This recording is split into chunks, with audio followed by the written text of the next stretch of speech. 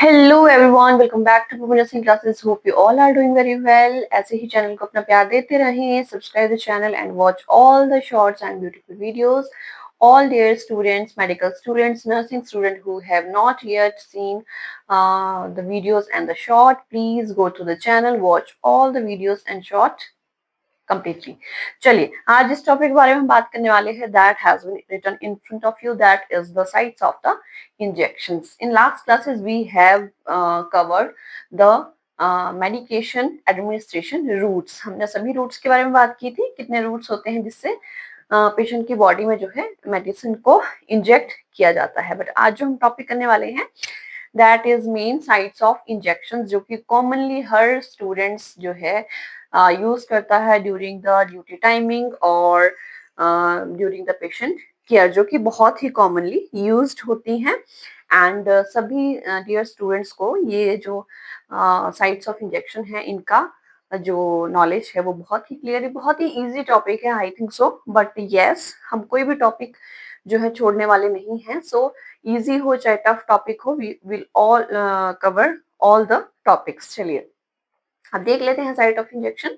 ये sites of injection करने के लिए सबसे पहले हमें स्किन का स्ट्रक्चर पता होना बहुत ज्यादा जरूरी है. अभी स्किन क्लासेस जो है पेंडिंग है, जल्दी आपके पास पहुंचने वाली है. सो छोटा सा डायग्राम मैंने आपके सामने ड्रॉ किया है. This is the structure of skin. Clear? देख लेते हैं. This is the first number is intradermal injection, second one is intravenous injection, third one is subcutaneous injection, and fourth one is intramuscular injections. तो अब देख लेते हैं intradermal injection. सबसे पहले इंट्राडर्मल की बात आ रही है. Intra mean in the endermal, dermal area में. सो यहाँ पे देख लो स्ट्रक्चर में जो है सबसे पहले हमारी आ जाती है एपिडर्मस लेयर, एपिडर्मल लेयर. उसके बाद हमारा आती है डर्मिस लेयर, हेयर फॉलिकल्स और hairs, these are hair structure. Then हमारी आ जाती है third layer, that is the subcutaneous tissues, and next one is muscles. Clear? Muscular layer. So मैंने ये वैसे ही रफ सा एक डायग्राम ड्रॉ किया हुआ है. सो जब भी इंट्राडर्मल इंजेक्शन पेशेंट को इंजेक्ट करना है, इट मींस हमें ये इंजेक्शन एपिडर्मल लेयर में देना होगा. एंड इसका एंगल कितना होगा? 15 डिग्री.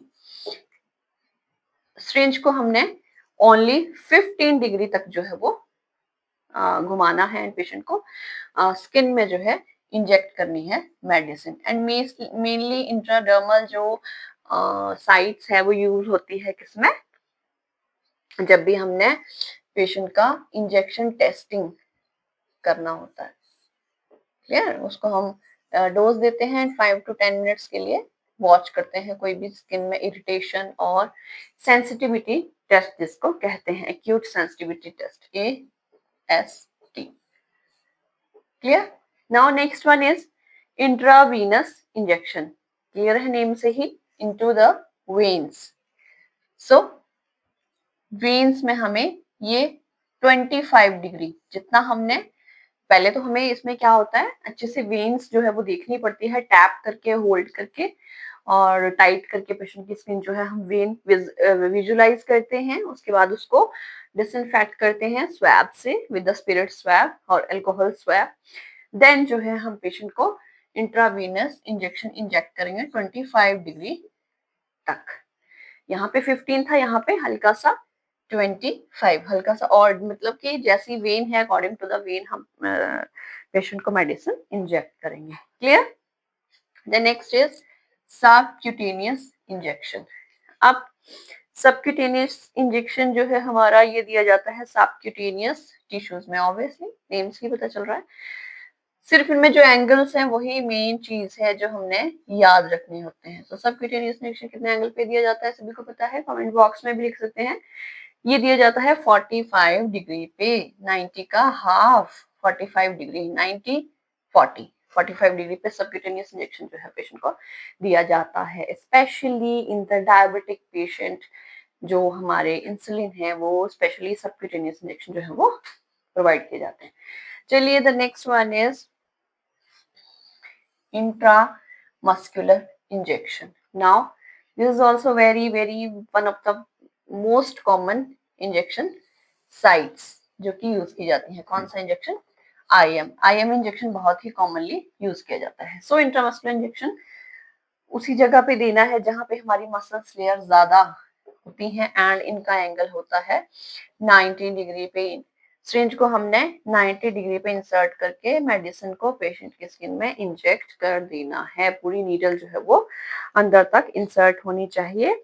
जब भी IM देते हैं हम पेशेंट का जो ब्लड है सिरिंज को बैक पुल करके देखते हैं, ब्लड नहीं आना चाहिए. इंट्रावेनस में जब इंजेक्शन देना है तो जब पुल करते हैं तब ब्लड बैक फ्लो होना चाहिए, लेकिन IM में बैक फ्लो नहीं होना चाहिए. ये बहुत ही इंपॉर्टेंट बात हमने याद रखनी है इंजेक्शन साइट्स में.